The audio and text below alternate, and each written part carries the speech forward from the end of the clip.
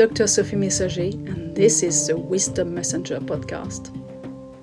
In this show, I interview pioneers in women's health and personal development about groundbreaking concepts that help women reclaim lost knowledge and restore inner wisdom.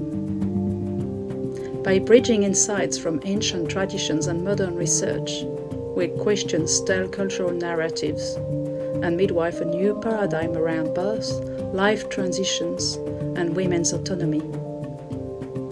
Join me as we delve into stories and studies that empower women to reconnect with their inner voice and live their truth. Tune in as we rediscover what it means to fully trust ourselves and shape our collective future. In this episode, I am interviewed by Bridget Supple from the International Journal of Birth and Parent Education about the article I wrote in the journal about drumming and birth. Highlights of this episode include complementary therapies for birth and the myth of evidence-based maternity care. What brought me to postpartum care and to drumming? The benefits of drumming during pregnancy and birth.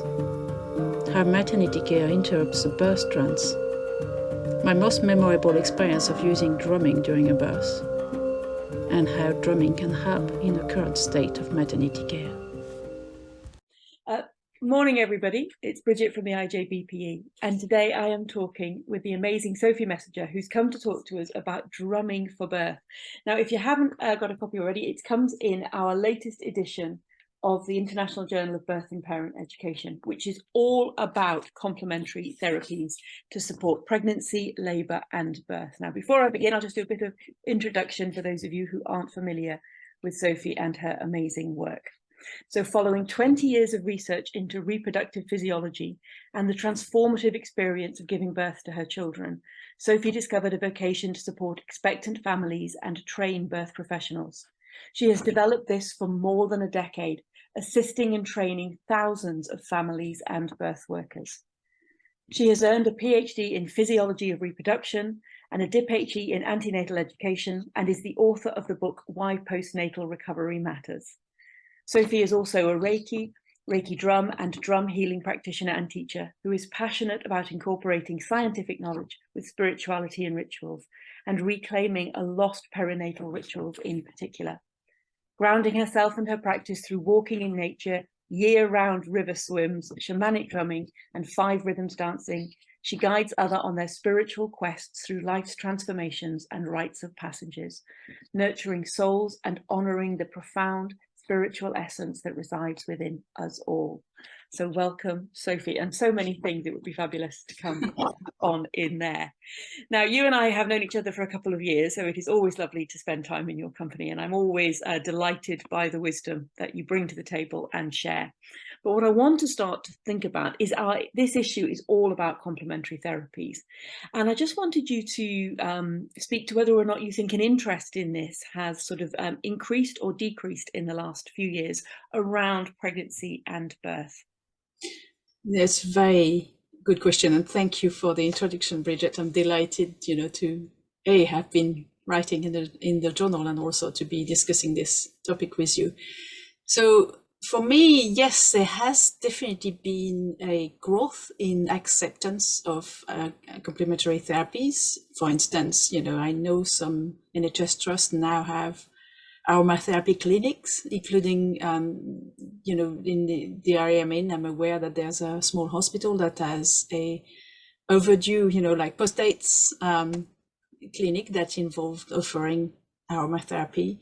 And I've also noticed over the last few years a growth inside the NHS for instance, hypnobirthing, that is becoming part of. So when you're asking me that question, do you mean in general or do you mean more specifically inside the NHS? Well, I think particularly not so much within the NHS, but within the birthing community. Yeah. So then if we look at it more broadly, because I was going to think, just finishing about the NHS thing, whilst I see little shoots, I also see that there's a lot of resistance to anything that's not evidence-based, and I'm doing quotation marks because as a scientist I get very irate when I see lack of publication assumed to be the proof of lack of effectiveness. Yeah. lack of evidence, not the same as lack of proof, proof of lack of evidence. So I have noticed that, just to finish that bit, and then I'll go a bit broader, that for instance, when I taught NHS this year, for the first time, I actually was commissioned by an NHS trust to come and teach rebozo techniques to midwife. And I was like, hooray! And then the midwife who loved the course also told me, now we have to convince our bosses to let us do this, because here's the crux. There will never be clinical double-blind control studies about rebozo technique for labor, because it would be impossible. What would you use as a placebo? Yeah. And they would not. You would need to do a trial for each of the techniques. Yeah.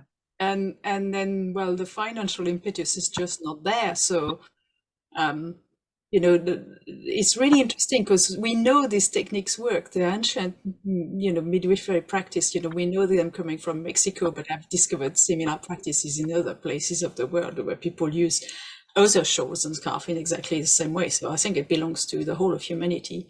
But we live in a culture that if it hasn't gone through the sort of narrow thing that, peer-reviewed research is, then people tend to not want to let it in the system.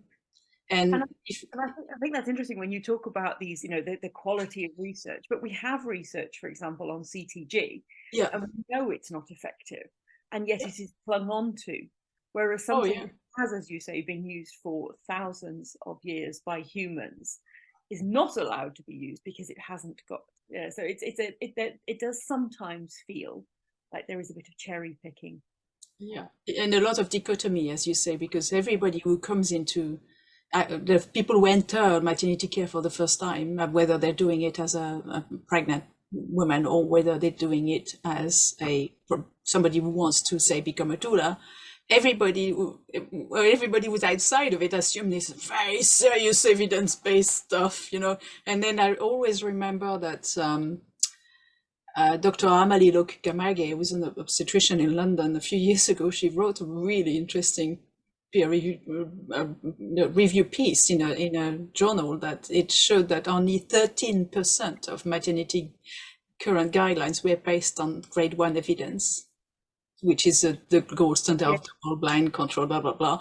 And then it very, very quickly dropped down to opinion pieces from individual doctors. And so, that story that we think it's science, it's very interesting that you pointed that we think it's science, which thinks it's evidence. And what happens is with NICE guideline often is there's a very old paper that lead to a very old guideline, say in the 1960s or 50s or 70s. And then that guideline get reused and reused and reused, because Dr. Rachel Reed and Dr. Sarah Wickham, they talk a lot about that on the Midwife Quadrant podcast, where they say when they go back to look at the original thing. So for instance, vaginal examination is another one. The original paper that is quoted back and back, but nobody ever goes back to look at what the original research is. And the original research is shit.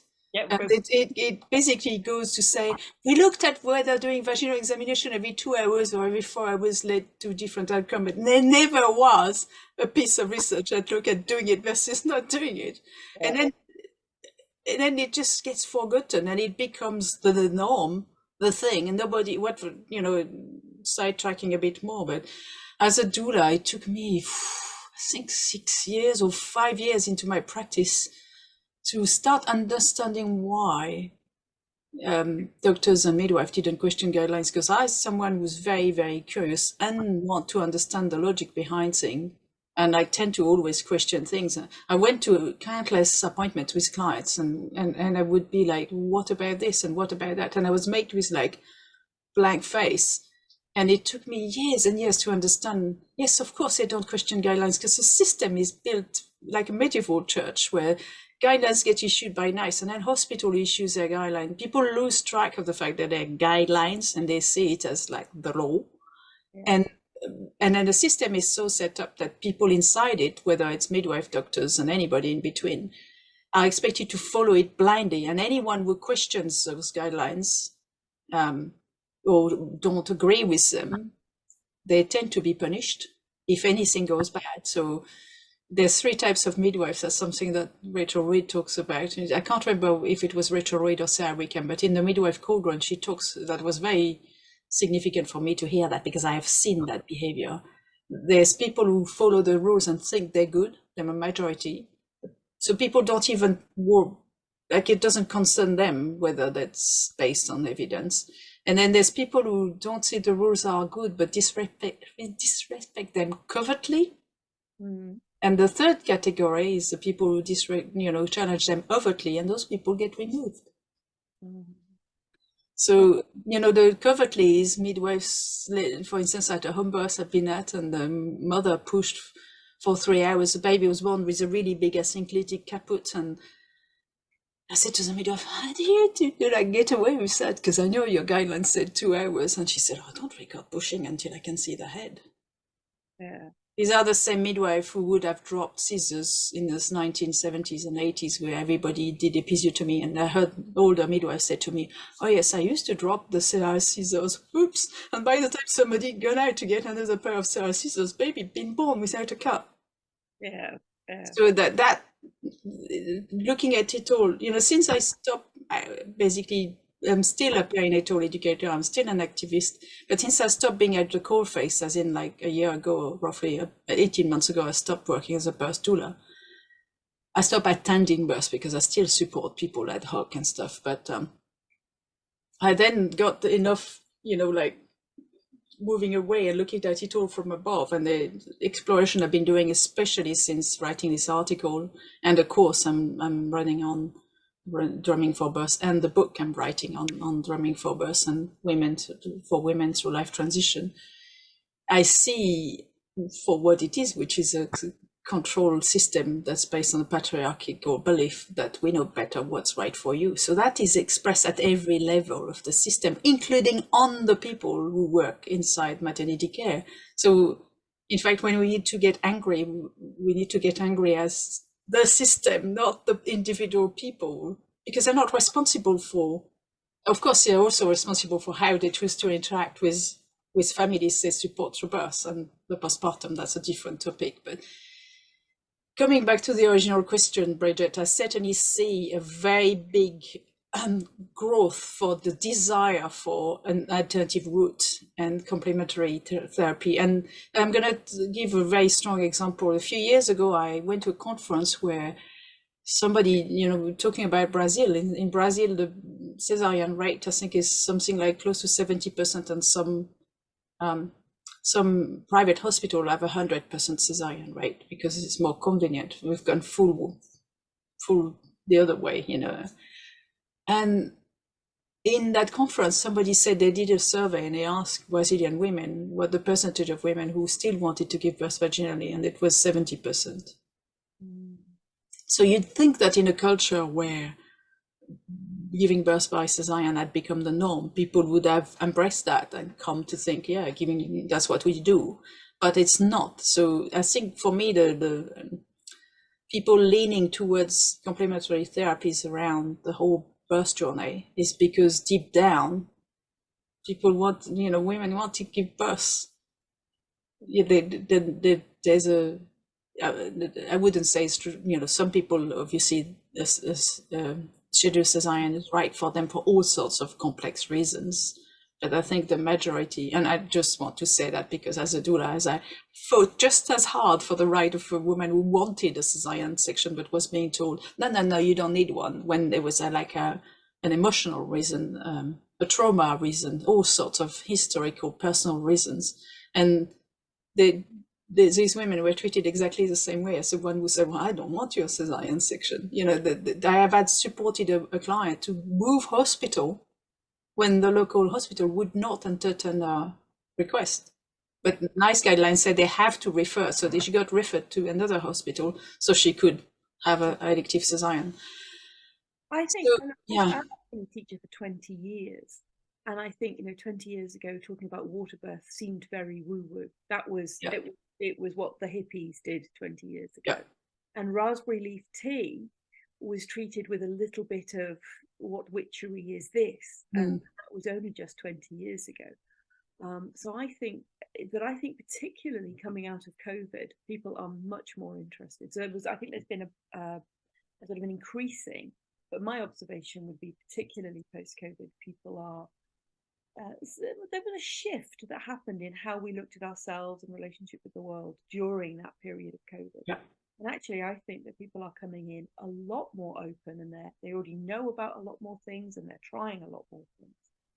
And I think it's exactly what you said. It's that there is an awareness, possibly tied into things like the Ockendine report and maternity scandals, that people are no longer going in with the white coat deference that they might have had historically. And that little bit more of, I need to know more and be more prepared, because they're seeing exactly what you're talking about, this disparity between what people want and sort of what that they hope to have, and the experience that people that they know are getting. And complementary therapy seems to be one of these things that's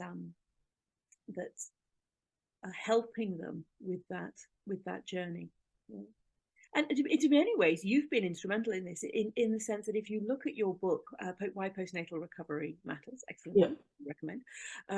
But you brought a knowledge that I think was only held in certain quarters. So there are lots of places around the world where people knew a lot about postpartum rituals, and you see it literally across the globe and throughout that women have done this, but it wasn't really known about it.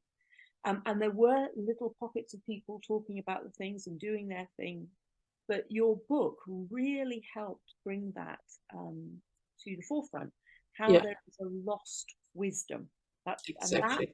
And I think that's where this comes in. So I want you to just tell me how you went from this incredible discovery about postnatal recovery and all the rituals about that. What brought you then to drumming? So it's a long personal story of being so I was in 2013 at a doula retreat, and that was my first year as a doula. That was my first doula retreat, and there was a shamanic practitioner who led a workshop called Drumming for Doulas or something like that. I can't remember the exact titles. And in this workshop, there was some drum journeys, and I remember thinking, not going to work. I have a blog post called Drum Healing Bullshit ? Because the first time that same year, a friend of mine said, I do drum healing. I thought, what's that bullshit? So there I was, the one who thought, like you said about birth pools, I thought, what's that? Never heard of it. It can't work. I had like very, very much like Cartesian thinking. This is not evidence-based, not heard of that. Is woo-woo hippie shit, because we tend to do this dichotomy, right? As a culture, is either it's science or it's bollocks, but it's really interesting, because look at what we said about CTG earlier. That people can't seem to think there's a spectrum. And yes, it is true that there are stuff that are evidence-based, and yes, it is true that there are charlatans out there, and everything else in between, and it dismissing everything by being is either this or that is not what life is about. So I got to experience. I'm going to interrupt you for 1 second just to say that you have been a revelation to Professor Mary Nolan, because when we were talking about what we should do for this journal, I said, Sophie's doing this wonderful, my friend Sophie's doing this wonderful work on drumming for birth. Her face was, what? I have not heard of this. And again, I think it was once she talked to you and read your piece, she has not stopped raving about how interesting this is. And it's that whole journey that it opens up of this sort of lost world. And and your reaction in that doula retreat in 2013 very similar to Mary's when I said drumming. What's that? Not heard of it. Dismissal. But I love her inquisitive mind, bright mind. She was let's I mean, the thing is, I see the same kind of theme of how I am almost a vessel to bringing back stuff that our society tends to dismiss, but I use the science to bridge across it so that it's palatable for people to be curious about it. For me, the science is a vehicle through towards those things. That the drumming for me, and I'm going to tell you more about that in a minute, it feels a bit like when I learned Closing the Bones. And the first time I remember watching Closing the Bone done, I studied 2 trainings the same year, and the first one was with a British doula who taught the Mexican version of the Closing the Bone in a workshop, and there was a lot of rebozo. I have a feeling you might have been there at this workshop, actually. Stacia Smells Hills in 2013. I was with you, the one with Rocio. Yeah. So that year I did too, but I remember the first one I did, which was with doula Stacia Smells Hills, about rebozo for birth in general, and she demonstrated on someone just the wrapping part. And I remember there was a friend of mine who was a baby with her, so the teacher picked her to receive the demonstration. And I remember watching her being there and feeling, I want me to be there. There was a longing, and that longing that women experience in circles of women experience in rituals, women experience in this kind of practice, I feel that women experience in the drumming as well. That is basically the research I've been doing about the drumming is there's science that shows it's pretty solid, what we know it does to the mind and hormones and nervous system. And the other one is that the really old research is from the book When the Women's Were Drummer by Len Redmond, which is like a big, seminal scholar book about the topic, is that in 5000 BC, before 5000 BC, the drummers were women, and they were priestesses of goddesses in goddess-based religions. And the drum was the frame drum. So I also want to explain that the kind of drum I use is this type of drum, what you call a frame drum. And I use it with a beater. But in the priestess school, they were doing hand, they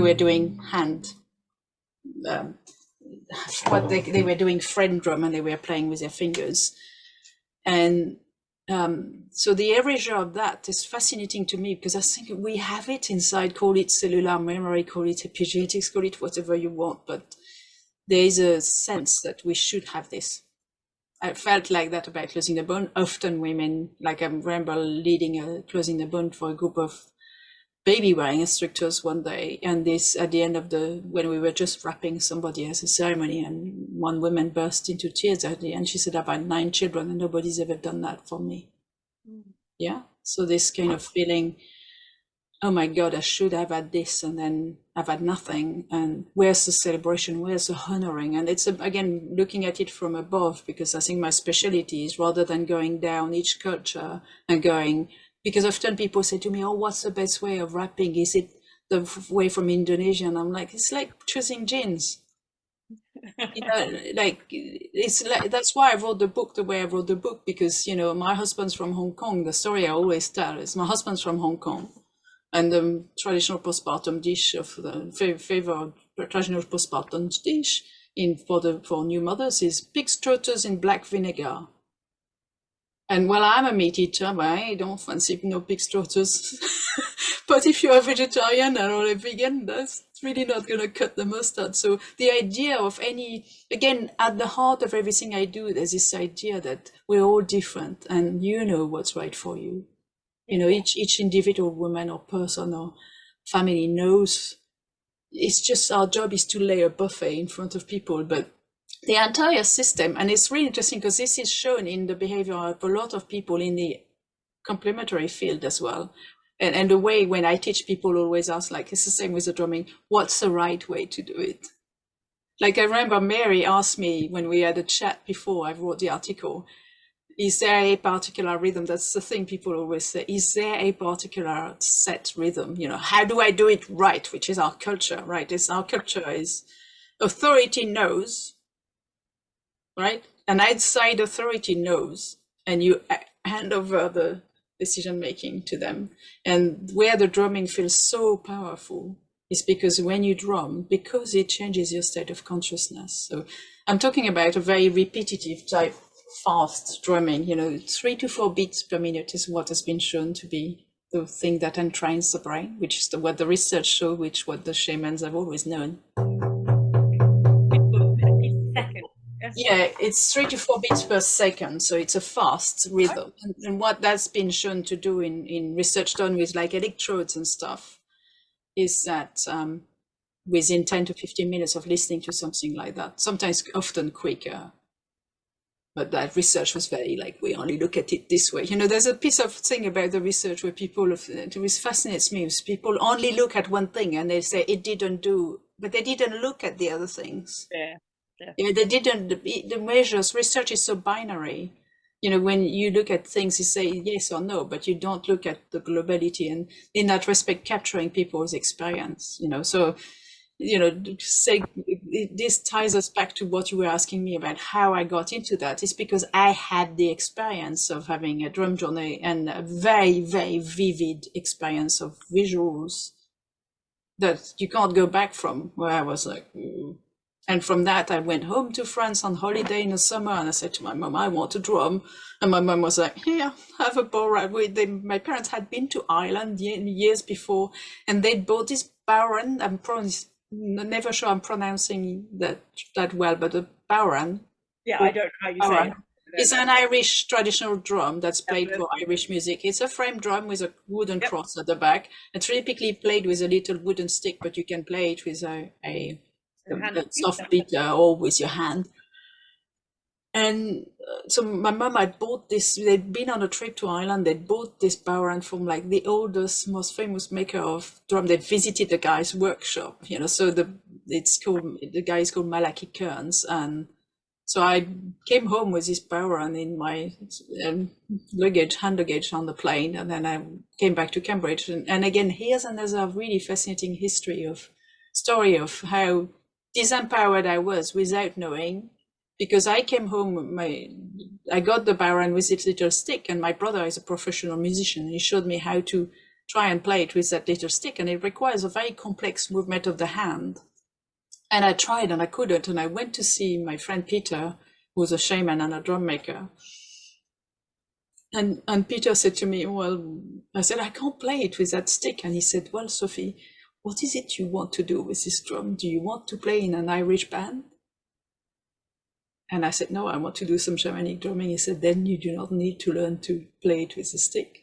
And he showed me there and then how to make a beater out of a wooden stick, a piece of felt and some wool. And, you know, I made it with him, and I went home, and the rest is history, because what happened is I spent a few years practicing, but there was all this underlying almost imposter syndrome, because again, I believe we live in a culture where we feel that so for me, drumming, singing and dancing are part of every culture around the world, but in our Western world, we think only special people can do it. And we have so much self-consciousness. And I know, because I've taught singing around the Closing the Bone workshop. I've been teaching for 10 years. I teach a song, and the number of women who don't dare to sing because they say, oh, I don't know how to sing.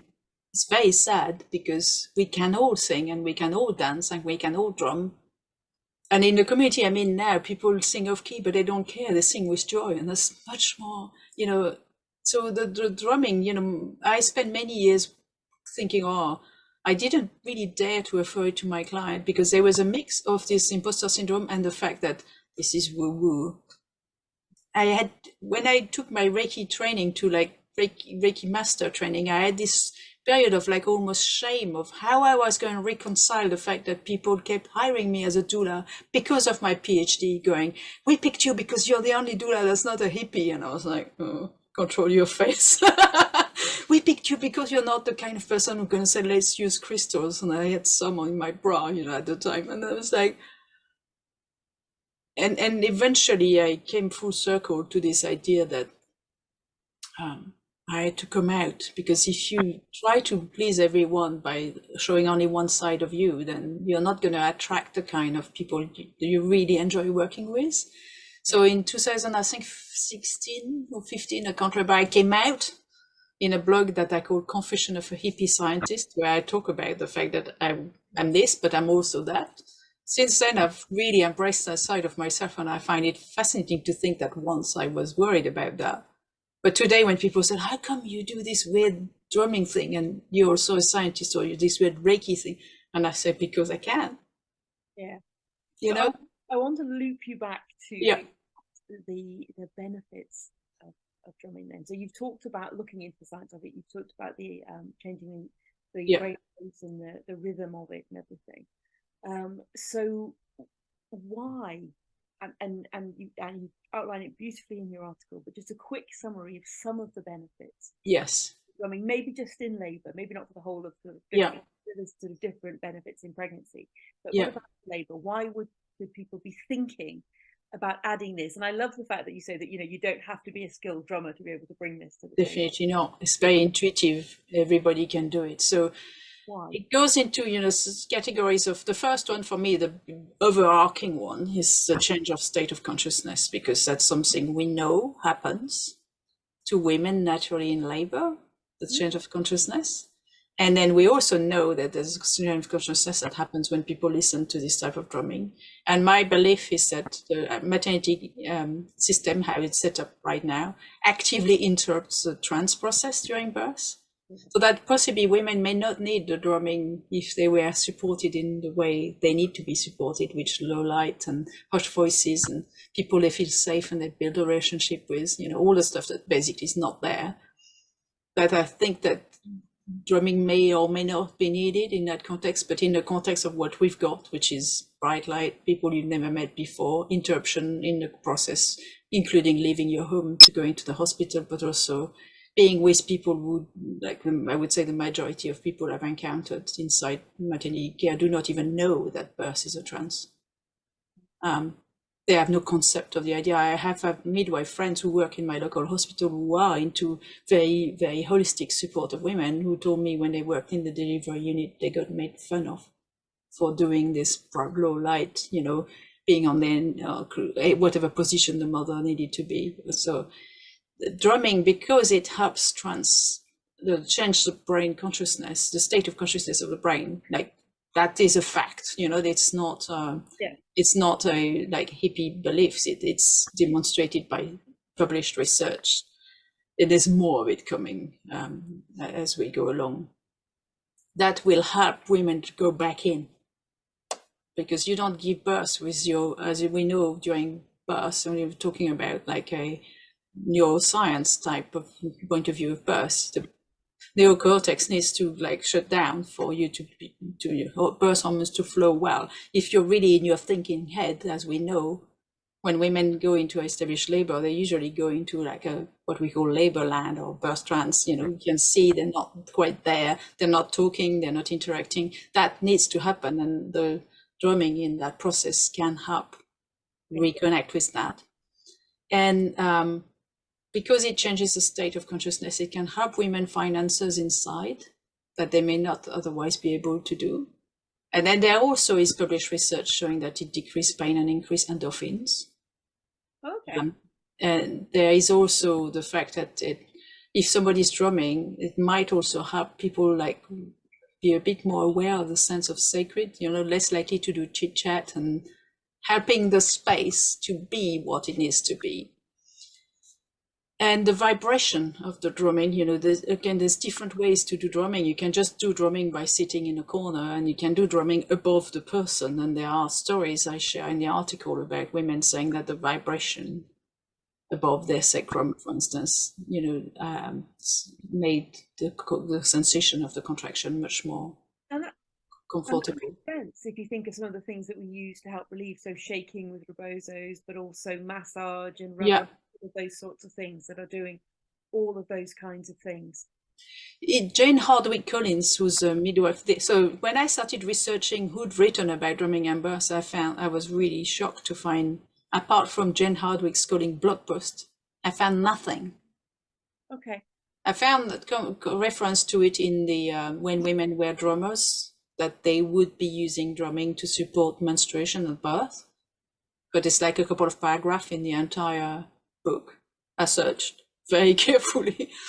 But then I reached out to Jane, and Jane was like, I interviewed her, and, you know, I started a podcast a few weeks ago called The Wisdom Messenger. And my first episode is with Jane talking about drumming and birth, because I was like, oh my God, this midwife is the only person I found in the world who's talking about that. So I reached out to her, and, you know, it's really interesting what she's got to say. But talking about the vibration, she said something really interesting. She said the vibration is going to work on the gating theory of pain, the same way TENS machine works.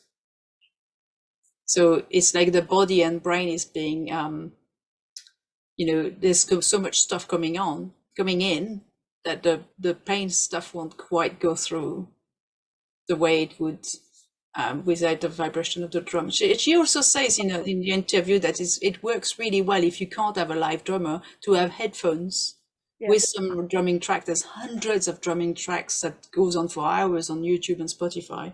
Just look for shamanic drumming.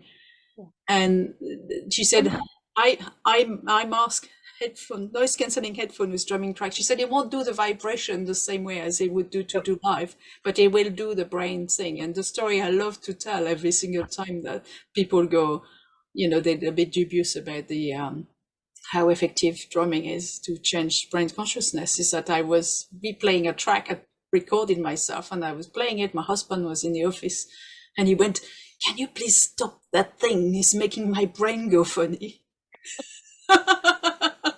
And I went, yeah. It will do that. So why do you think that this is important for birth workers, antenatal teachers to sort of have in their repertoire, to be aware of? So, you know, for me, it's almost more important to do it during the pregnancy. I mean, the birth stuff is beautiful, but because if you start doing drumming, it's really funny because I used to actually use drumming in my NCT classes years and years ago. I had this idea, you know, how people do pretend contractions to make people practice massage and position. And I thought, oh, I'm going to use my drum, because then I could make a different intensity of contraction. In fact, one day I drummed so hard to mimic transition contraction that my drum head came off my stick. It was quite funny. But so if you were exposing people, especially I can imagine in pregnancy, one of the beautiful things the drum does is as well as helping. So there's evidence that it helps with anxiety, the drumming. That can be really helpful, because you know, we're seeing so many women come into classes who might struggle with anxiety in their everyday life. And some who maybe don't, but they certainly are about birth. They certainly are. So you know how they recommend to people to do guided relaxation. Yes. So my personal experience and experience of a lot of people who I've done drumming with is that it does it faster than if you just listen to a track, because the change of consciousness happens whether you want it or not. So it's like meditating with just my own self. It might take me 20 minutes to get into that zone, but with the drum, it's done within a matter of just 2 or 3 minutes. I'm there. And I think it recognizes that people work in different ways. Yeah. So I think it was a couple of years, it was during COVID or just before COVID, the whole world discovered that not everybody has visual images in their heads. Yeah. So if I said to you now, think about an elephant, chances are you would picture one in your head. Yes? Yeah. There are large numbers of people who don't. They don't. Oh, I know. They don't have either an inner commentary or visual pictures in their head. Yeah. So when we're talking about a guided relaxation, it absolutely might not work for those people, because their brains work differently. So what you have, or the way I think of it, is that, you know, for each person, there's a different way of getting to that relaxation. And I think drumming is fairly universal, but it particularly hones in on those people for whom, you know, visualization, all those other scripts that we would normally go to, just wouldn't be appropriate. Yeah. That's not how their brain works or is wired. Yeah. Often I say before I start, a drum journey is where you do a bit of guiding, and then you stop talking and you just drum. So the idea is to set the intention of what you'd like to do during this drumming time. You know, what say you have a question you want an answer for. So it's helping, like, get the brain out of the way because of the change of consciousness. And often I say when I run a drum circle, you know, feel, think, imagine, say, or intend that you're going to do blah, blah, blah. Because if you say, as you said, you know, I remember I'm not a very visual person, so I remember being told one of the famous guided relaxation for the birth, you know, pregnancy, is that golden thread. And I really didn't like that. It annoyed me. And I've heard that many times when I was teaching antenatal classes. I would often do 3 different guided relaxation side by side, one that was visual, one that was kinesthetic, and one that I can't remember on the details, but different flavors. And then I'd ask the group, and there would always be people saying, I really like that one, but I really didn't like this one, and vice versa. And then you have a general discussion to make people aware of there's nothing wrong with you if you can't visualize.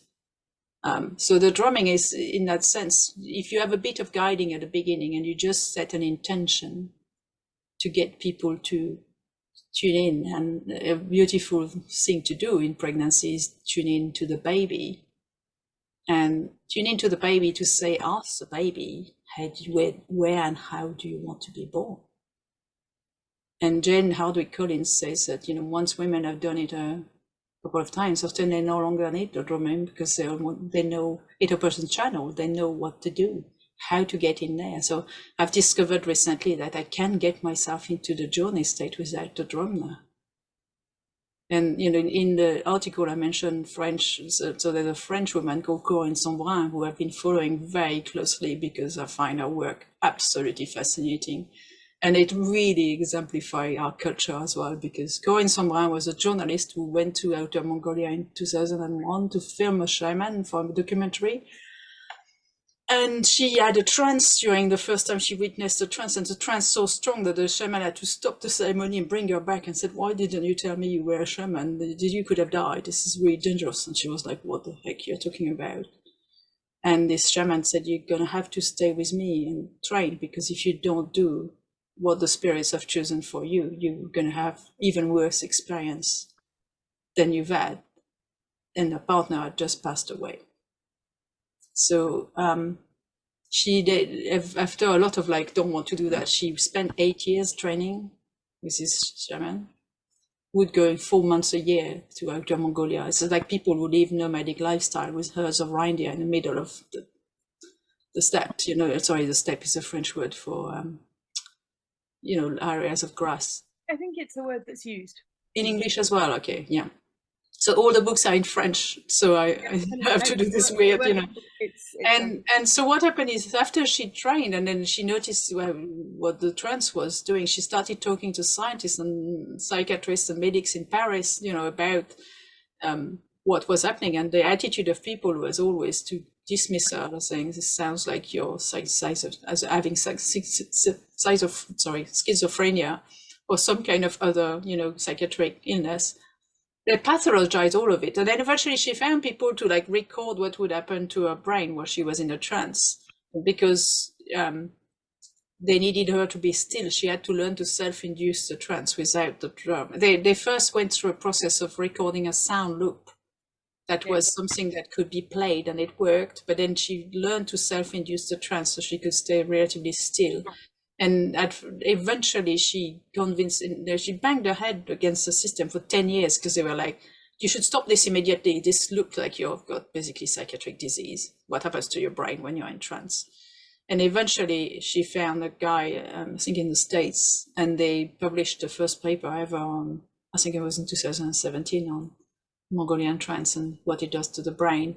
And now she's co-founded the Trance Science Research Institute in Paris, and they have scientists. It's a virtual institute, lots and lots of people around the world doing about 15 different research projects, ranging from mental health to psychiatric illness to physical stuff. And they started a university diploma on trance research in Paris last September. So there could be some really good research. I mean, it's they did I really wish I could have gone. They did a conference last year about it, and there's, like I said, a lot of research happening on what it's doing. But yeah, that leads me into just my last question really to you, and her experience sort of suggested this and the connection to an ancient system and a belief, all this sort of thing. And you've talked about the altered state of consciousness, and you've talked about the calming effects of it and pain relief. Yeah. And I wanted to bring you back to sort of how it can help in labour in a maternity system. And I wanted to speak to that sort of, not just the physiological effects of it, which it sounds like they're increasing, and hopefully this institute that she set up will bring even more evidence.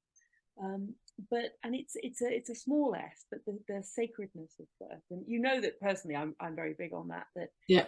it's not just a medical procedure; it's a rite of passage. It's a really important moment in a family's life, and it should be treated as a really important moment in his life.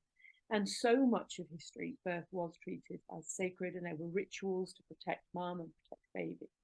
And it concerns me that for all the benefits of lives that we can save, that we have lost this protection and this sacredness around birth, because it did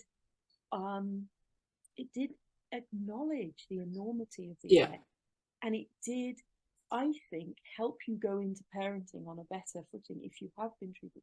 You know, it's the ancient, it was Mexico, wasn't it, where women would be given a tiny sword and a shield to go in because they were treated as warriors going into birth. And I want you to just speak to how drumming can help with that in a modern maternity world, and not just in the UK, but up to, you know, our international readers as well. What does drumming bring? So it brings a whole host of things, because from, you know, if I make a parallel to my own experience, but also the women ranging, you know, especially when I've supported a few women through both pregnancy, birth, and the postpartum with drumming. It's almost like a vehicle for the sacred. You know, obviously those women would choose to hire me to drum at their birth. They already got that. But what I noticed time and time again, if we're talking about pregnancy, for instance, is that I always use drumming during mother blessing. So I'm very big on bringing back rituals that are meaningful for the mother. And the mother blessing is a spiritual answer to a baby shower, which is a very commercial, baby-centered, to have something that's about the mother, which is about celebrating her. She's about to go through the birth journey. And I've always drummed in, so I've ranging from, you know, mother blessing where I've simply drummed at some point during the, like, for instance, often I like to welcome people in, because if you walk into a space and somebody's drumming, it's like, you know, you're not going to walk in going blah, blah, blah, blah, blah, you know, it's like going in, you know, you're going into a ceremony. So I've done that, but I've also been in spaces where there were other women who drummed, where we drummed as a group, and it was really powerful. So drumming as a group, whilst the mother is sitting on an armchair and having her feet and hands massaged by 4 other women, like treated like a goddess. You know, it's just really beautiful. So that's bringing it into the pregnancy like that. But then there's other really beautiful thing that with the women I've interviewed, you know, I've interviewed more people than what I share in the article. Then there would be, you know, I'm writing a book about this, so there will be more stories in the book. And that women have said to me that when they went to drum circles when they were pregnant, they went regularly. It felt like they were held by the community, you know. And again, this holding, by having a regular something during your pregnancy that honors the changes, but also holds you steady. And women have come to the drum circle that I run when they were really heavily pregnant, because they felt that it would help them bring the baby earthside. Yeah. And that's something that women have told me in labor. So the 2 things that they've said is that, again, lots and lots of women saying the same thing when they never talk to each other. And I didn't even know until I went back and asked women at Drum for specific questions around what did it do for this and that. So women, a woman that had hired me to drum at her birth said that because her first birth had been very traumatic and there was a lot of trauma and anxiety there, and during the second birth, she said she felt that the drumming helped her ascend to meet her son's consciousness.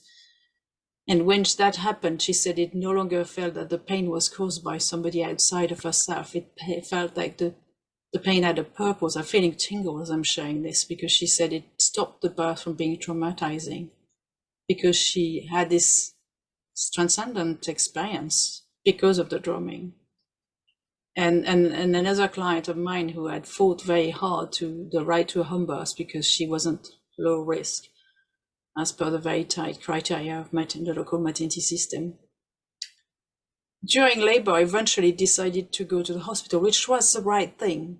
because something happened during the birth afterwards that was clearly indicating that she needed to be in hospital. And she kind of knew that and was stopping herself from going because she'd fought so hard for this home birth. And I drummed in her home, but then when I went to the delivery unit, because that's where we ended up, I took my drum with me. And then as soon as we got into this room, I started drumming. And she said to me afterwards, she said, once we got into the hospital, I felt like I'd handed over my power to the system. And when you started drumming, it gave it back to me. Yeah. It reminded me that I had the power. And the stories women often say, they go to access some power inside themselves, they got to access some wisdom inside themselves. Jane Hardwick Collins herself tells the story of her own birth, where she was in so much pain. I think it was a third birth, and she couldn't, she was like at this, you know, typical transition point where you like, I don't want to do this, I've changed my mind, I'm not having this baby. And then somebody started drumming, you know, she had somebody drumming for her in her labor, and she said that she thought, okay, all I can do is like go within the pain. And then once she said she felt she crossed some kind of threshold, and then like a completely pain-free experience. Wow. Of like being almost outside of her body, but in a good way. You know, she said it was what led her to then start bringing drumming to women's birth journey, was that experience of transcendence. You know, that, and the stories, women keep talking the same experience of power, the same experience of going in and going, yeah, I can do this, you know, and it's really interesting to hold that. And then side by side to hold this idea that, you know, I've had already really jokey criticizing comments since I've been sharing about this, where people said, oh, drumming for labor, how that's going to help with the pain of birth, what about bagpipes next, you know, really like judgmental, ridiculizing comments. But this is not, we're not talking about is because it doesn't fit. What I find really interesting, Bridget, is if you make a parallel to ultrasound, everybody agrees that that works, but it works on the same principle as drumming. Yeah. It's just because it looks like this. If we made a drum that looked like it was hooked up to some kind of machine and it was white and looked clinical, people would go, oh, really interesting machine, sound, whatever, you know, if we called it a fancy Nancy's name and it was hooked to clinical something, it would be perceived very, very differently than this looked like a hippie. But you forget that every culture, right through history, has drummed. Yep. It's the first musical instrument. It's the easiest musical instrument. Bagpipes are a little bit more complicated to make. You have to have developed all sorts of things. So everywhere has it. It's as much making music by hitting things is just being human as everything. And it's one of those, I think it's one of those physiological things that we just do. We like music, we like rhythm, we like ritual. Humans, we however your music presents, there are so few people who don't like any music. Yeah. Music is integral, I think, to the human experience. And in the same way that we respond to music with a sort of a knowing that we didn't know we had, it's the women, I think it accesses that birth wisdom that most women don't know that they have, that it's written in, because all of the instincts to give birth are in there. They are. That's right. In us. That's why I feel that you know, when it's so important to experience during pregnancy. Of course, somebody could come and drum at your birth, and you've never had drumming, and you still have benefits. But having experienced it before, because it's going to do. I'm sure you've had the experience and an antenatal teacher yourself that often when I started an antenatal class, I would say, who's done meditation? 1 or 2 people would raise their hand out of 9 couples or 8 couples in the class, you know, so it's a very small proportion. And then when you try to tell people to do in deep relaxation, but they never experience what a deep relaxation feels like, it takes a lot of practice to get there. Yeah. And often they're actually resisting going there because people are often in a culture they do everything from here, right? Because what I feel the drumming is, beside this brain of chance of consciousness, is also a chance to drop in your own wisdom. And I find it interestingly more powerful if people can overcome the dismiss all of the hippie side of it, how it is perceived as pseudoscience, which is why I'm so delighted the article is there, because then you can say to people, well, actually science says blah, blah, blah. And then people may be more willing to try. And also to try from a place of curiosity, as opposed to try from a place of rubbish, it's not going to work. And I think it's more powerful to help people experience that inner wisdom than many modalities that are available to provide relaxation, because like I said, it gets your head out of the way. You know, the change of state of consciousness means you're going to drop in to feel, you know, I'm not saying it's going to be a magic tool, because when I run drum journeys for people, which I've done a lot, there's always a few people who say it didn't work, because often they're not letting themselves go there. You know, but there's time and time again, I also have people who have never been in a drum journey describe the experience I had, which they go, you know, like recently I ran a drum journey for a big group of people, and this guy who'd never been in any of things like that said, I said the drum journey it was at solstice, I think, and it was to meet your inner wisdom, you know, your inner light. And he met some kind of, you know, figure that gave him a cup of tea, and they said there was fog everywhere, and when he drank the tea, the fog disappeared. As an image, it's pretty powerful. And people keep telling me stories like that they have like an experience they've not had in their life before. You know, the analogy I make for myself is that when I started being at sound baths and drum journeys, is you know, when your muscles are tight and you go and have a massage and you feel soft and warm and relaxed. It felt like it was doing that, but in my brain. It's a good thing, and exactly what we want for labour, isn't it? Yeah. Relaxation, acceptance, and sometimes that fog clearing and the clarity. See what you and your baby need. I just want to show everybody this, actually, because this is your article looking just in this issue. And I love the fact that there is so much detail in there with examples and the science behind it. And it's a really lovely thing to share with clients, with people who might have questions or who are a little bit curious. And I think such a powerful tool to bring in. Yeah. It feels like the threshold of something 20 years ago when water births were considered a little bit recognizing that it can, you know, trigger these changes in the way that the brain is working, that it can stimulate a sense of ceremony. And I had a lovely quote the other day that birth is baby's first ritual, which I thought was quite nice. But thinking about how it brings that sense of occasion to it. But during pregnancy, for anxiety, for relaxation, for just another tool that you can bring to the table. I think it is absolutely wonderful, Sophie, that you have been on this journey, a drumming journey. Yeah. But I agree with you, Bridget. It does feel like this is the right time. I don't think our culture would have been ready 10 years ago or 20 years ago. I shared this with one of my mentors, because when I started to think, I'm going to write about and make a course and so, I was like, this is very, very, you know, who's going to want to do that? I had like worries about that, because it felt like, since I couldn't find anyone who was sharing about that it felt like really being a pioneer in that front. But one of my mentors said, this is at the right time. Yes. I think the world is ready. And I notice a lot of, you know, I've been reading around the topic, and apparently drum circles are growing the world around.